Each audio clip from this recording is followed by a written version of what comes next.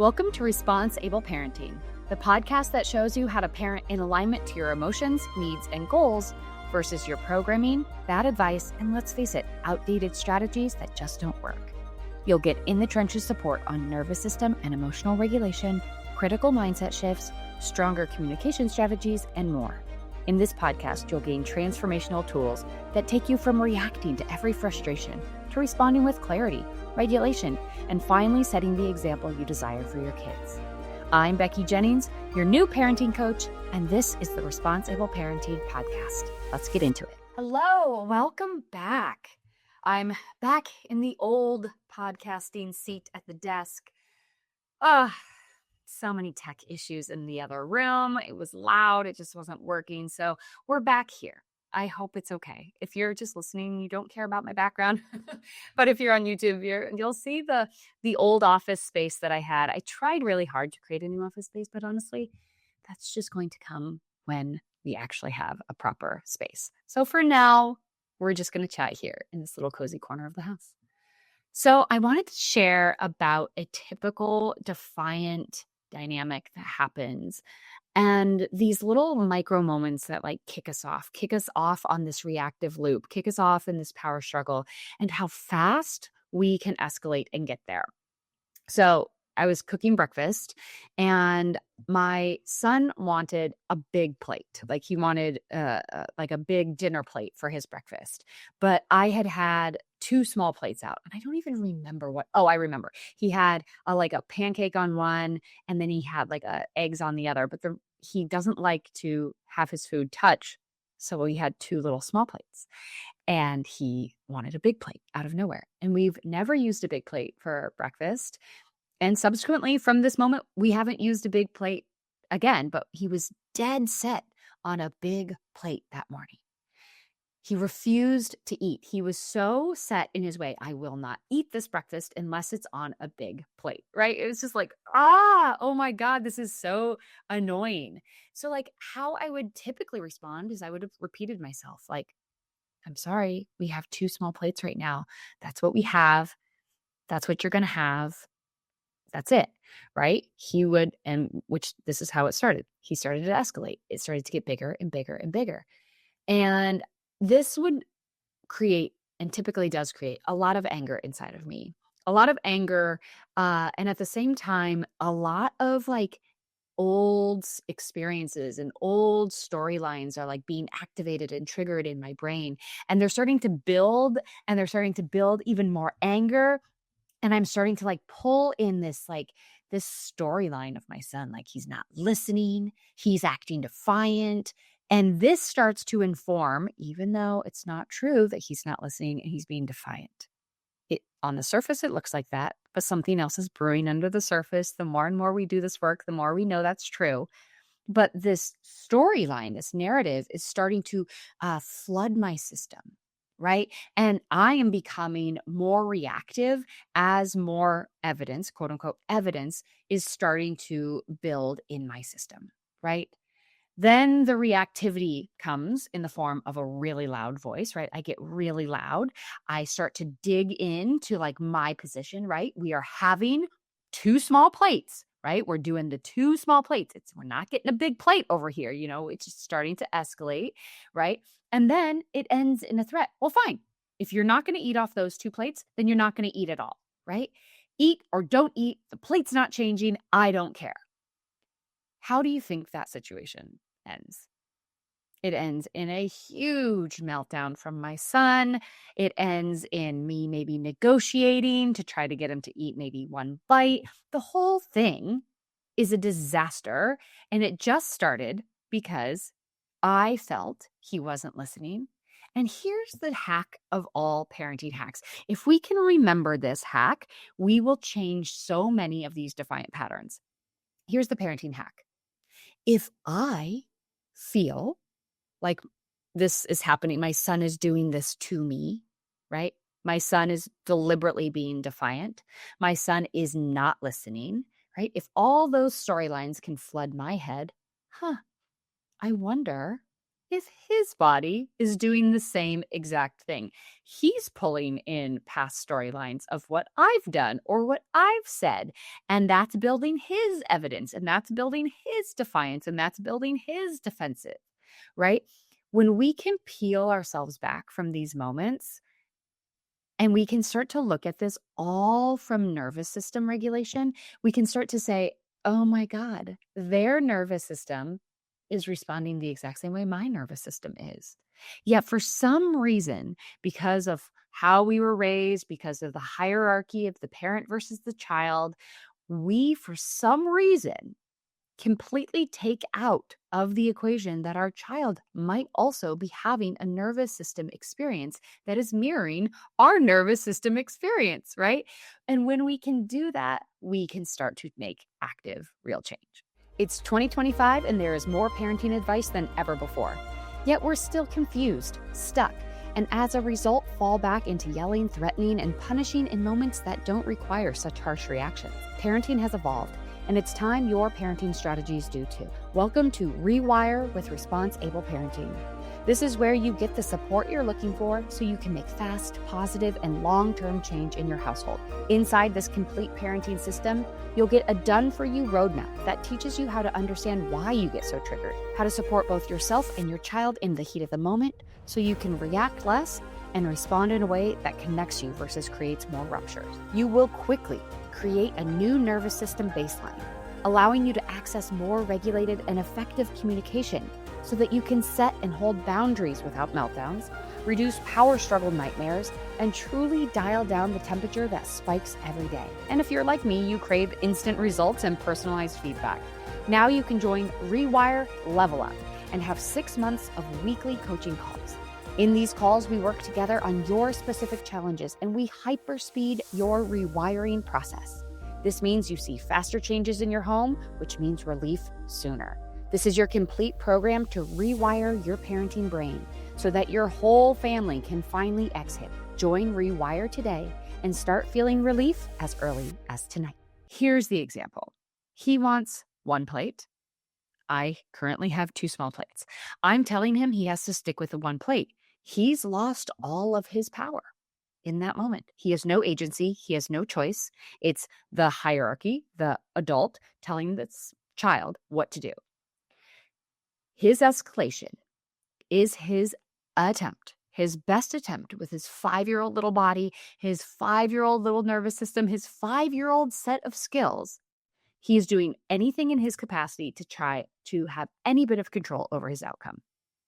That makes sense. When I can peel myself back from the moment, that makes sense to me. And when we know that more often than not, most of our child's defiance, their reactivity, is when our children feel like they lack control. And when they feel like they lack control, it actually activates the same part of the nervous system that responds when they are in physical threat and danger. So when we know more information about how our nervous system responds, we can actually start to apply that to our children. So here is what I did instead. And it all starts with us. We can start with ourselves, and then we can actually apply the same exact strategy to our children, but it will always start with us. So this is actually what I did instead. So the typical response would be for me to dig in, for me to get louder, for me to use my authority, and ultimately end in a threat, which ends in a huge power struggle because they're trying to get control over their part. And then we are negotiating, and then we're fighting, and then ultimately we have to repair at the end of this whole big mess. My whole goal, while repair is a beautiful tool, my whole goal is to help you have to repair less because we are regulated more. And from a regulated place, we are so much more effective. So here is what I did instead. I registered the cues from my nervous system, right? I started to go, oh, I'm feeling the physical sensation in my chest that's feeling really hot. I'm feeling really hot at this moment.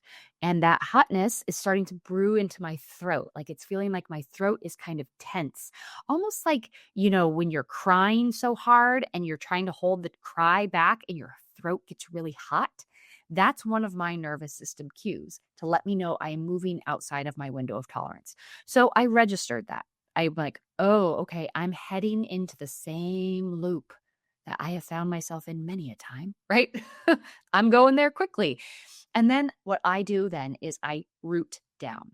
I root down into the moment and I start to kind of give this moment a little bit of breath.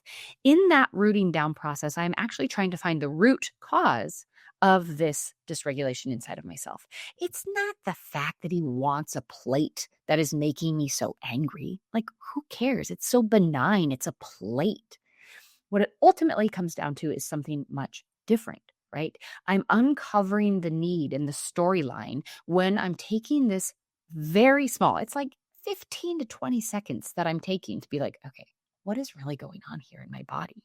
Why am I this upset over a plate?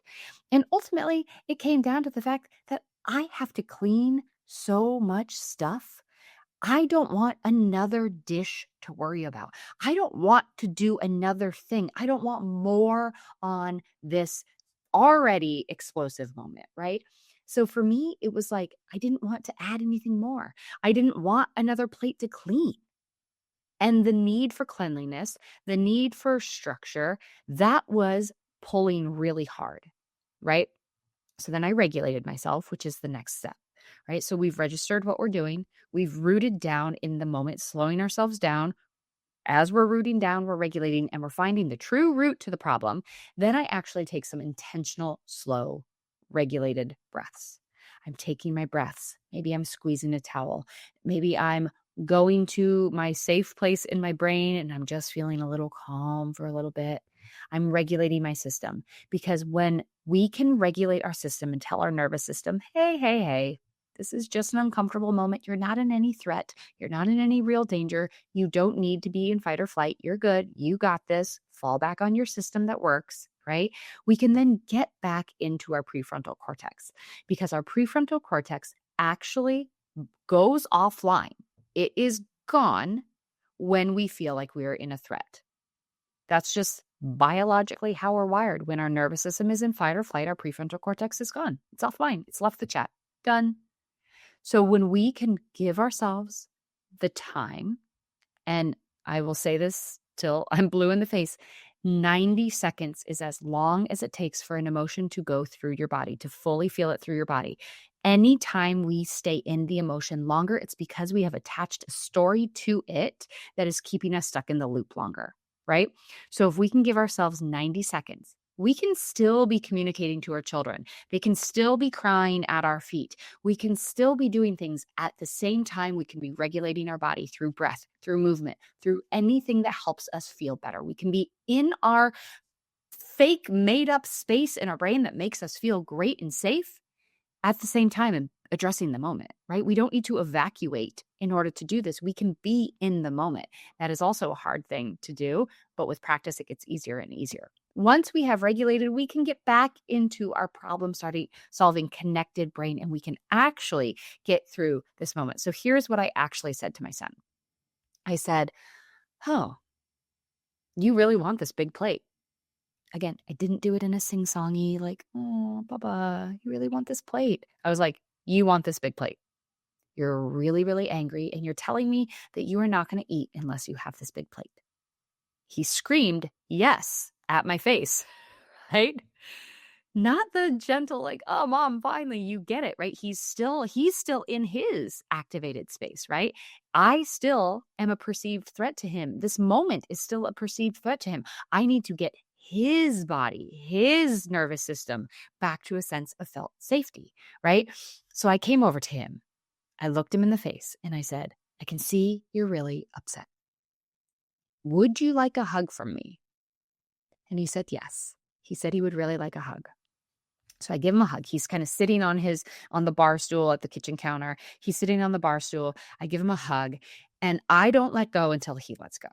Right. And all the while I'm taking large, audible, big breaths. I'm taking them in through my nose, and I'm sighing them out.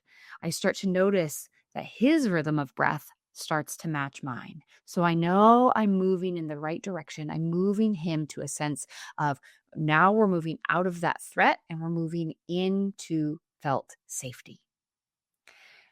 Then once he lets go, we're making eye contact. And I said, The reason I didn't want to give you a big plate is because I didn't want to clean any more dishes. I just didn't want that. I have a need for this kitchen to be clean, and just adding another plate just felt like a little too much in that moment. So guess what? He suggested, well, I'll wash those other 2 plates. I'll wash the plate. He came up with the solution of, I'll do that. It means a lot to me to have the big plate.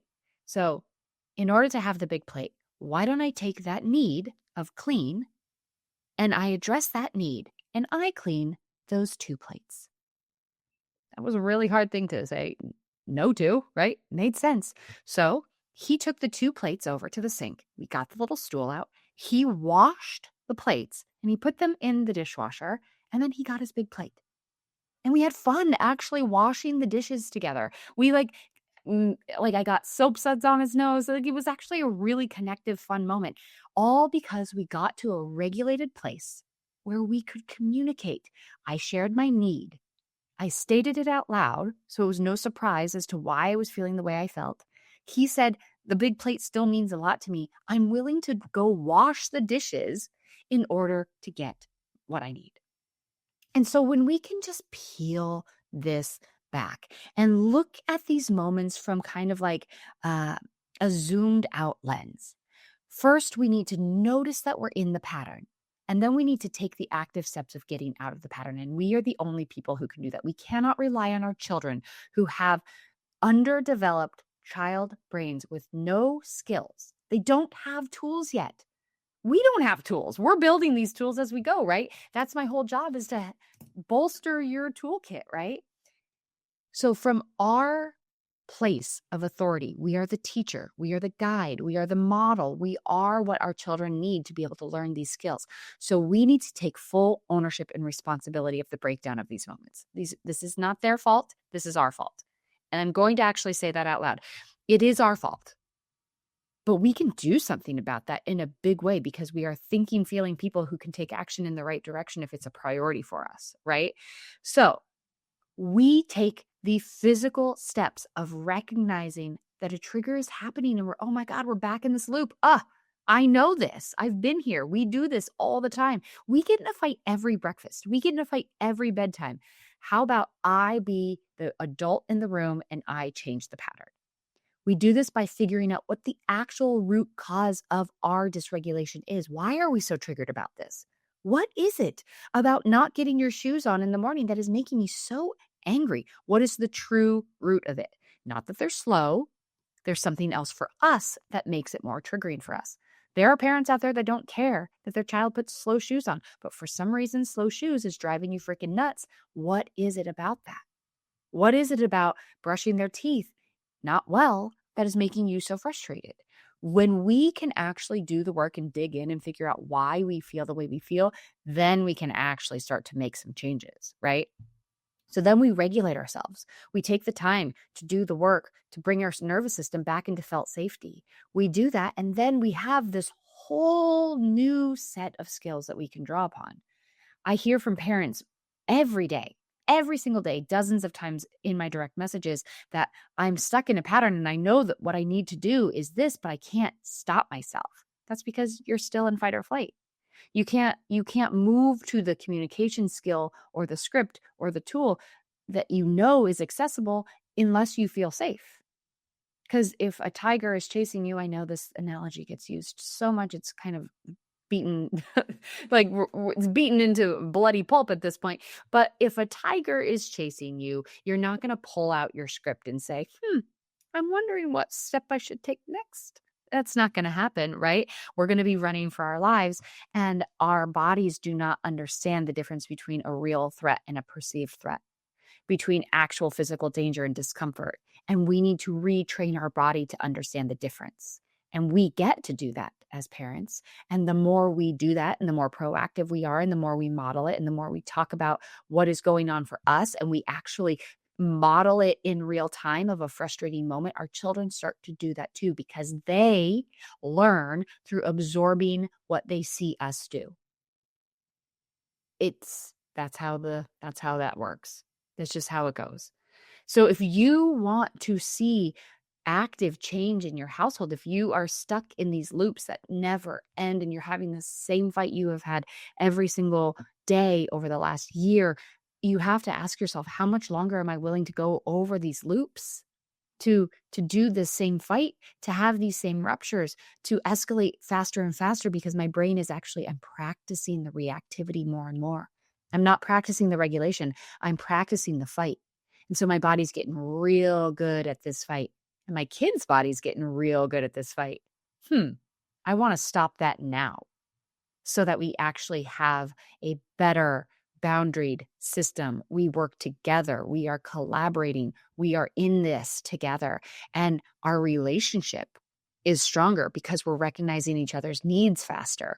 We're not taking things as personally, right? This is that other side that is so wonderful, right?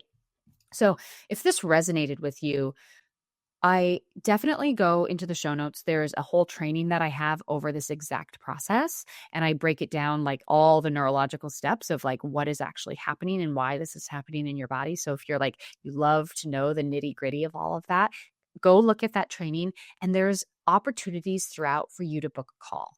Book a call with me so we can chat about what is going on in your life, in your scenario.